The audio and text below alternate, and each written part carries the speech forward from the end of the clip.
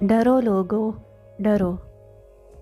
پتہ نہیں ہمارے علماء دین کو یہ حسن کیوں نظر نہیں آتا۔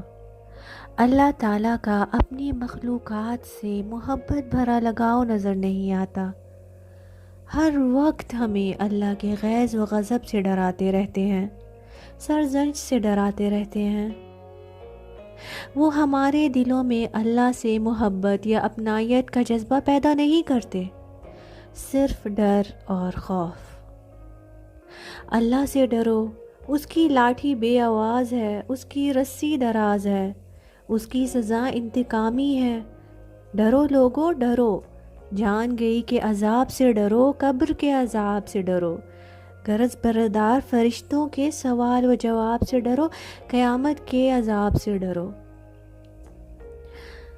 ہمارے علماء دین نے لوگوں کے دلوں میں اسلام کی دہشت پھیلا رکھی ہے۔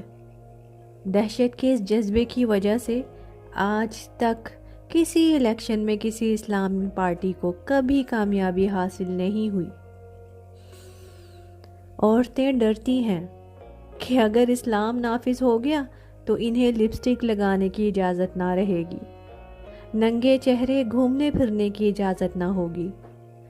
ورکنگ وومن خوفزدہ ہیں کہ اگر اسلام نافذ ہو گیا تو ان کی نوکری چھوٹ جائیں گی۔